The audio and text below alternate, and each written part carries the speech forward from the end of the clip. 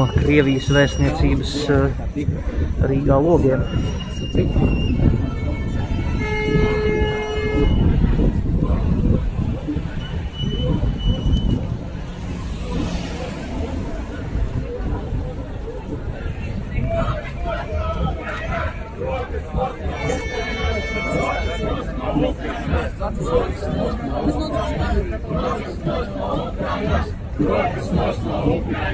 Kā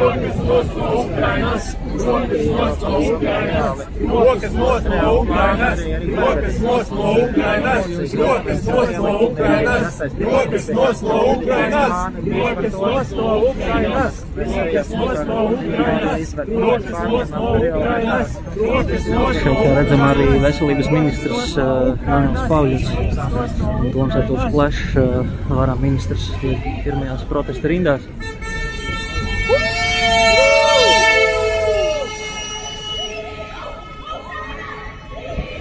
Ukrainai! Brīvību! Ukrainai! Brīvību!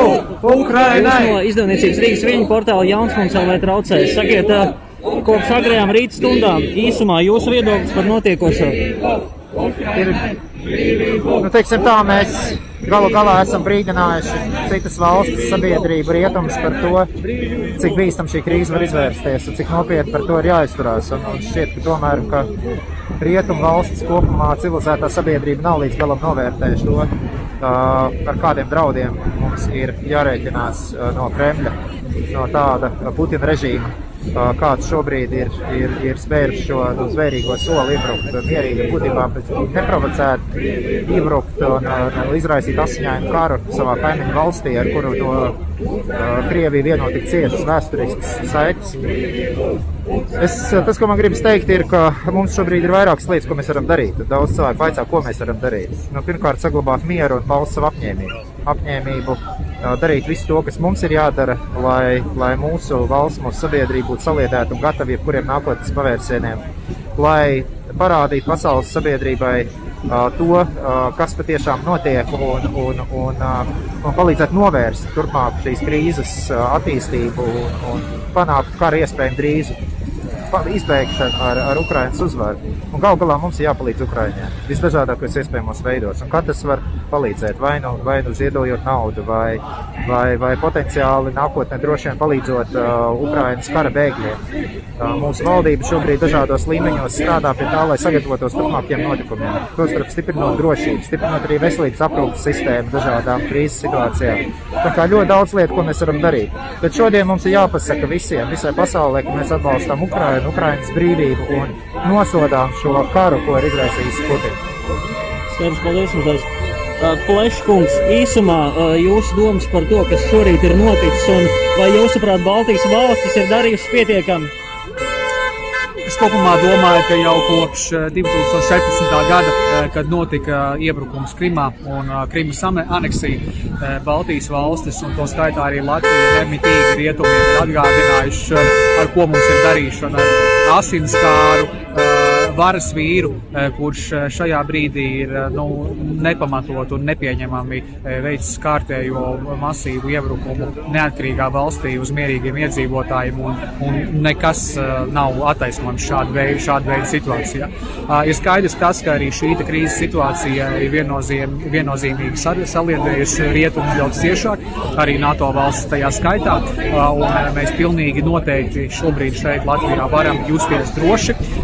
Mūsu armija ir gatava jebkurā brīdī mūs aizsargāt un mums palīdzēt, ja kāda krīzes situācija ir, bet jebkurā gadījumā mums pašiem arī ir būtiski saprast un būt gataviem visdažādākiem pavērsieniem un dažādākām krīzes situācijām. Un šeit noteikti no tāda praktiskā viedokļa jau arī aizsardzības ministrija izplatījusi informāciju, atsvaidzināts savas zināšanas, ko darīt krīzes situācijā, šo te bukletiņu 72 stundas laikā, kam ir jābūt gatavam, kam ir jābūt mājās, un tas noteikti ir tas, kādā veidā mēs paši par sevi pirmām kārtām jau varam parūpēties.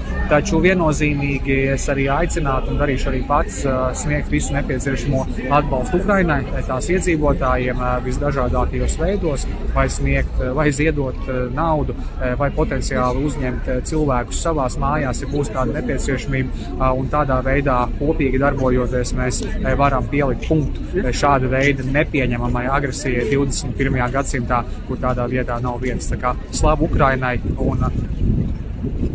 Paldies.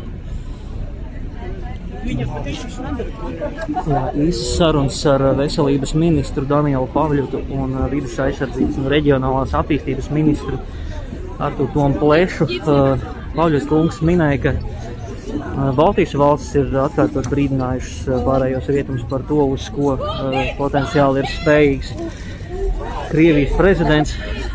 Un tas, kas šobrīd ir jādara, ir jāparāda sava nostāja pret notiekošo Ukrainā, pret Krievijas izvērsto agresiju un maksimāli kā vien iespējams jāpalīdz Ukrainai. Līdzīgi runāja arī varam ministrs, sakot, ka šobrīd galvenais ir palīdzēt Ukrainai visdažādākajos iespējamajos veidos, ko rietumu pasaule arī ir sākusi darīt. Pagaidām šeit Rīgas centrā cilvēku skaits iepretīm Krievijas vēstniecībai manām pieaug. Saukļi kļūst skaļāki, īpaši no jauniešu puses. Priekšējās rindās virkne politiķi un biedrību pārstāvji. Ukraina! Uzvara! Ukraina! Uzvara! Ukraina! Uzvara! Ukraina! Uzvara! Ukraina! Uzvara! Ukraina! Uzvara! Ukraina! Uzvara! Ukraina! Uzvara! Ukraina! Uzvara! Ukraina! Uzvara! Ukraina! Uzvara! Ukraina! Uzvara! Ukraina! Uzvara! Ukraina! Uzvara! Ukraina! Uzvara! Uzvara!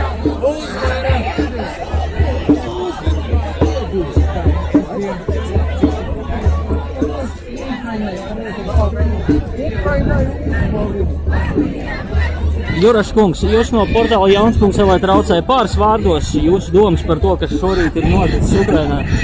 Manuprāt, tas ir milzīga traģēdija ne tikai Ukrainai, bet visai civilizētai pasaulē kopā. Un mums ir jāspēj solidarizēties un visos veidos atbalstīt Ukrainas iedzīvotājus, jo viņš šobrīd karo ne tikai par savu valsti, bet arī par mūsu brīvību.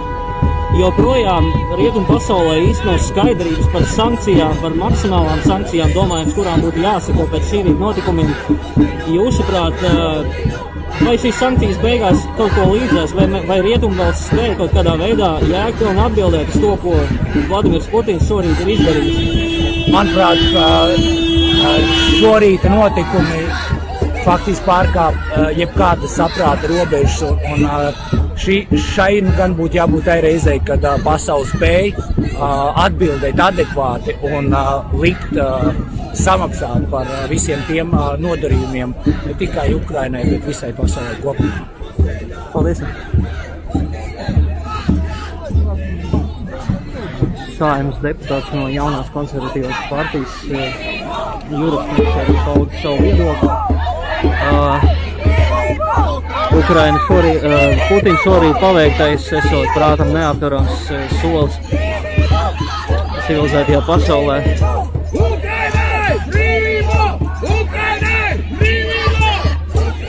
Kā jau minēju, protests iepratim Krievijas vēstniecībai kļūst arvien skaļāks.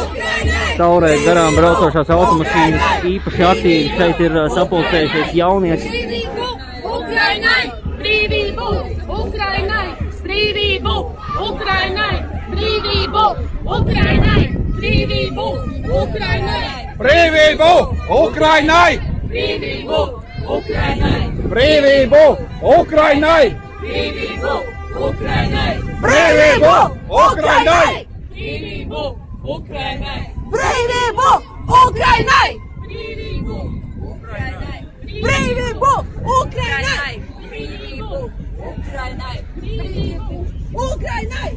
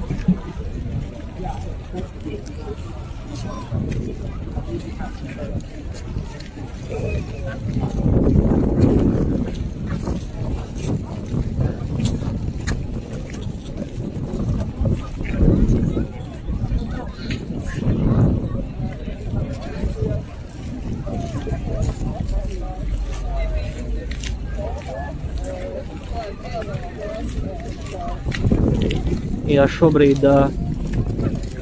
pavisam satraucošas ziņas no Ukrainas ir kļuvušas publisks. Ukrainas prezidents Volodimirs Zelenskis sociālajos tīklos vēstīja, ka Krievijas bruņoties spēki ir izlēmuši un mēģina ieņemt Černobiļas atomelektrostaciju.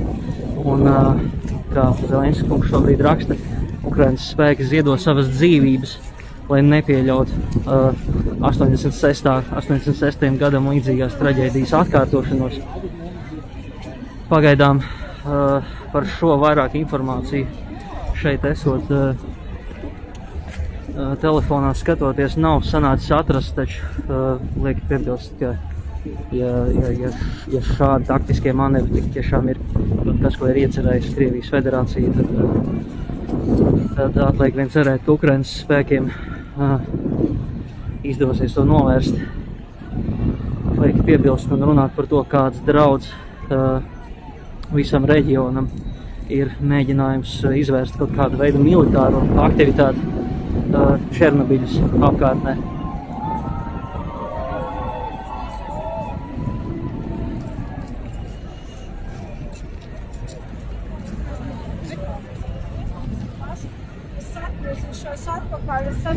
Jāteic, ka dodoties no redakcijas uz šejienu iepratim Krievijas vēstniecībai, ielās lielākā daļa sarunu, ko nācās dzirdēt, bija par konfliktu Ukrainā. Ukrainas karogi pietiekami bieži pamanīti arī pie ārlietu ministrijas. Šobrīd tāds ir izkārts. Cilvēki zili dzeltenās drēbēs ģērbušies, dodas ielās.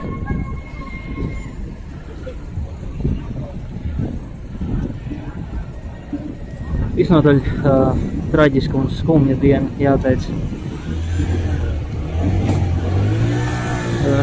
Ik pa brīdim ir grūti tomēr noticēt, ka tik lielas un savā ziņā ietekmīgas valsts kā Krievija līderis ir izšķīries par tradicionālu, konvenciālu, liela mēroga militāru konfliktu Ukrainā, ņemot vērā visdažādākā veida sankcijas, kas tiks piemērotas tiem pašiem Krievijas iedzīvotājiem un Putina režīmu pārstāvjiem, bet neskaitot nemaz arī vienkāršos cilvēku upurus, kas pavisam noteikti būs neizbēgami, un šī drumā statistika jau kopš 5 rītā diemžēl ir sākusi veidoties. Liek piebilst, ka arī civili iedzīvotāji ir gājuši bojā Krievijas uzlidojumos, Krievijas izvērstajos uzbrukumos, kas sākotnēji bija no gaisa. Aiziesim tuvāk Krievijas vēstniecībai. Paskatīsimies, kā Rīgas centrā šobrīd notiekošais izskatās no turienes. Vēstniecības namu, zinām, valsts policijas spēki šobrīd ir ielenkuši. Protests gan ir miermīlīgs, lai arī pietiekami skaļš.